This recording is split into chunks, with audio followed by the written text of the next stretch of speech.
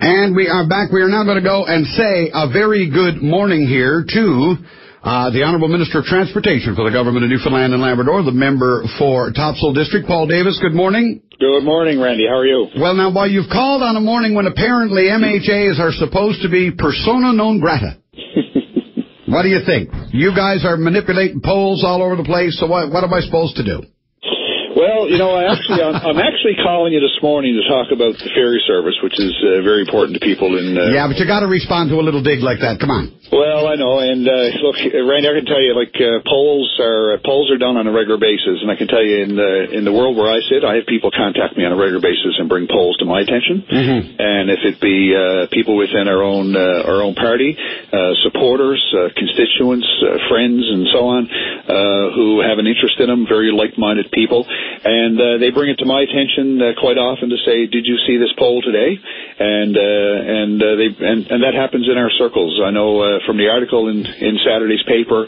It's quite obvious, even though it's very late in the article, that the NDP say they do the similar kind of thing. I know the Liberals didn't respond to it, and we can draw whatever conclusions we want from that. But that's the world we live in. In the work that we do.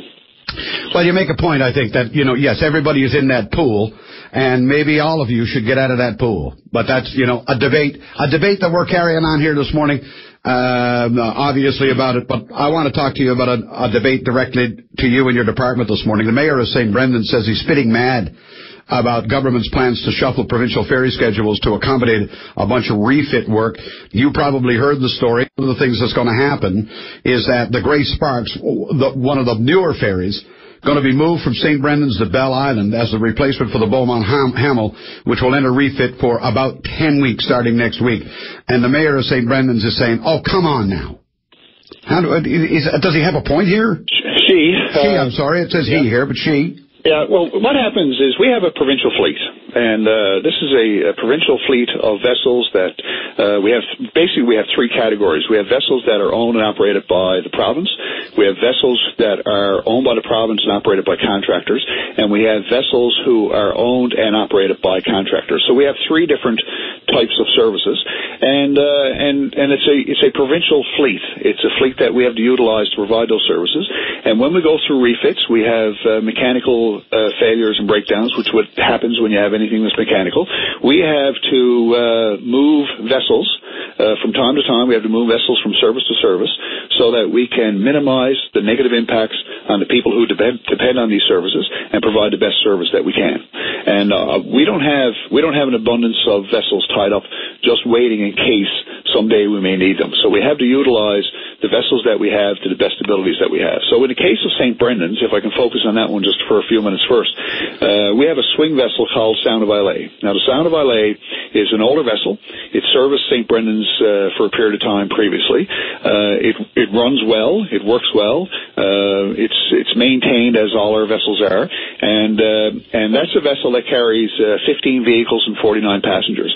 The big difference in the Sound of Islay versus the Grey Sparks as far as capacity goes, the Grey Sparks has a higher passenger capacity, but the Grey Sparks is a roll-on, roll-off vessel. You drive on one end, you drive off the other. The Sound of Islay is not a roll-on, roll-off vessel. So it takes longer to load and unload the Sound of Islay.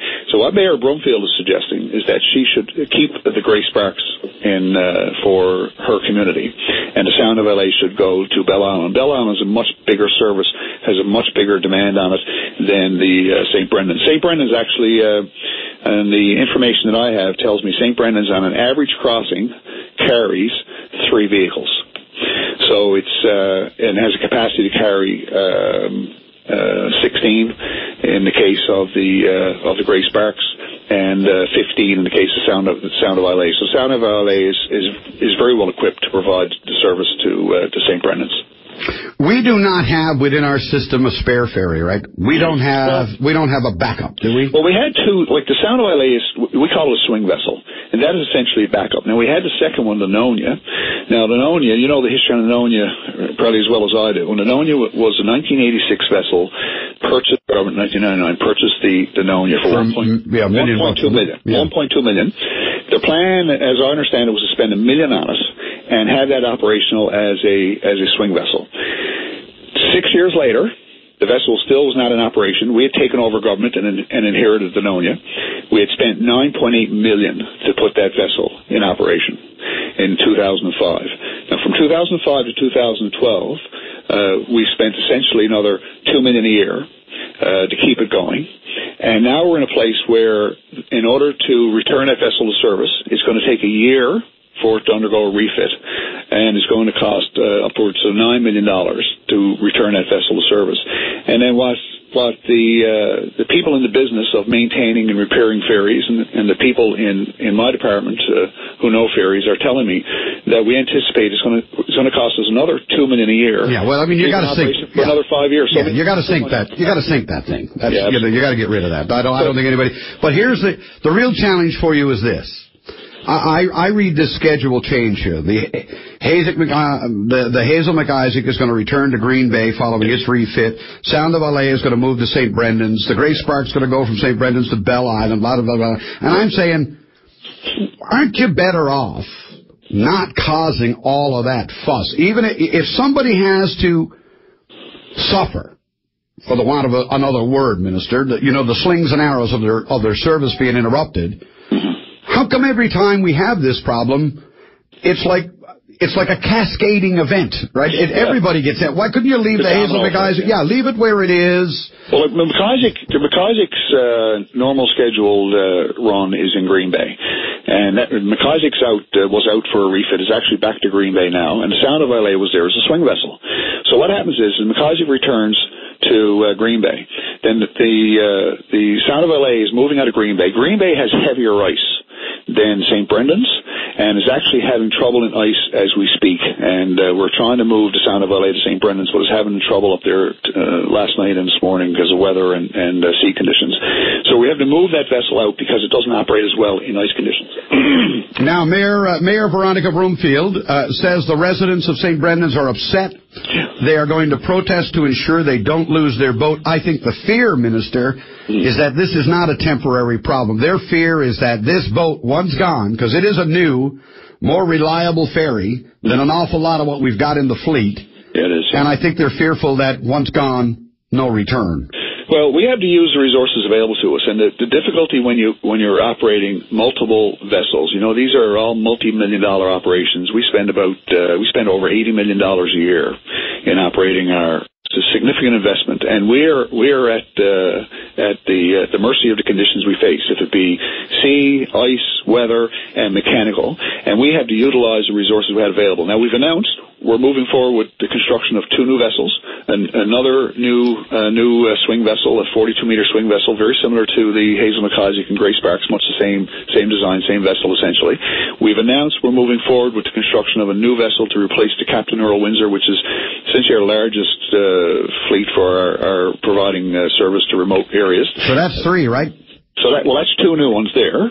That's one is for the Windsor. One is for the Windsor, and one is a new one, a new 42-meter similar to McIsaac and Grey Sparks. And one new one on top. But now that's the 2, right, that you couldn't come to terms with Kiewit on. That's the 2. And now it's gone to a request for proposals that these things could actually be built on the mainland. Where does that sit right now?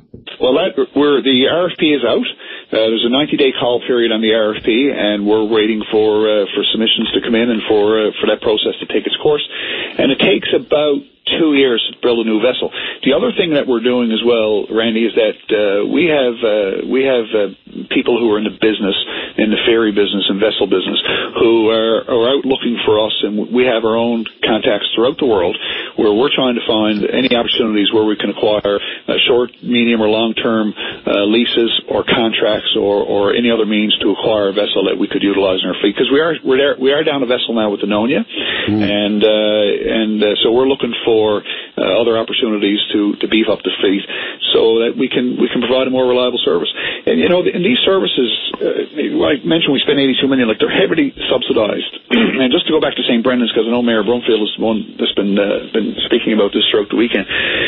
But in order for a vehicle and a driver and vehicle to get on the ferry of St. Brendan's, there's a charge of I believe it's $8.25, $16.50 return. The actual cost for a return car and driver is up to $585. So So these services are heavily subsidized by the government to ensure that we provide these services to rural Newfoundland. A return passenger ticket would be $194 if there was no subsidization on this ferry service. So we invest a lot. They're big money, these vessels. They're expensive to operate. We are operating with what we have. We're moving the vessels around so that we can minimize the disruption as best as we can and provide the best service we can with what we have. Minister Paul Davis, good to speak with you this morning. Thank you for this information. I have no doubt you will receive some response on it. Good to talk with you on this today, though. Thanks very much. No problem. And Randy, really quick on your first comment about these polls, I just want to point out that on the develop our policies, to develop our position, to develop our vision. I support it, and when polls come out and question that, I can tell you, myself, I'll have no problem in taking a position on it, and I know that I have many, many supporters who will do the same thing. Yeah, I don't know that that's the issue. I think the issue is the deliberate manipulation. It's not that you have a position and you would go in and vote. That obviously everybody that's engaged in the process would welcome it. It would be that you have a petition and then you say, what I want to do is manipulate the outcome of this so that I never lose, no matter what. The poll will never look like the people of the province don't support a particular government policy. That's where this thing gets to where, to quote the Telegram, teeters on being a little fraudulent. Well, I don't know how you manipulate them, but I do know how you participate in them. And if you have a network of supporters who watch these things and share that information, same as the NDP said in the article, that they notify their supporters by email and social media when there's polls out that are of interest to them, so that people can go into the particular site or area and vote on it. Yeah, but the evidence is clear, as they say, and the results are in. And the reality of it is that the government of the day, not just the opposition, perhaps, but I'll put all three of you in the pool.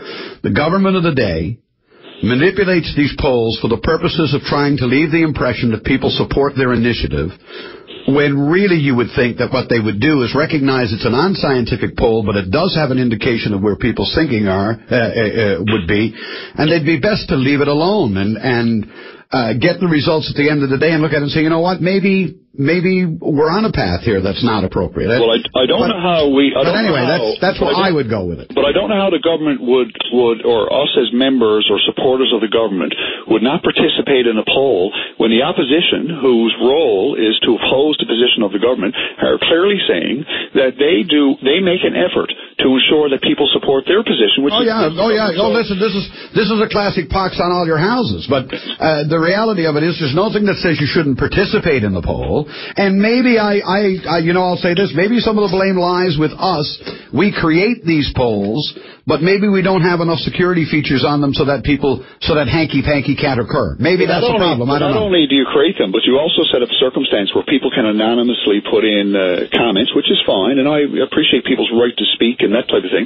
But it's, as I understand it, and I don't put comments on polls and that type of thing. I'm not in the habit of doing it, and I can tell you I don't really have the time to spend at it. But my understanding is someone could set up 25 or 30 fictitious accounts and continue to enter into these polls and make comments and that type of thing. So I'm not, we know that the polls always say they're not some of that, but when you throw in the anonymity aspect of it, I mean, it opens the doors to all kinds of stuff. But look, from my perspective, that's an issue as well. I have supporters contact me on these all the time and say, Paul, did you see the poll today, on VOCM or CBC or Telegram or wherever? Did you see such and such a blog? I'm going to go on there now and I'm going to answer to that. But you should be aware of that as well because it affects you. And that's the world we live in. Those types of things are going to happen. Paul Davis, always a pleasure. All right, thank you, Randy. Thank you, buddy. Take care. Bye-bye.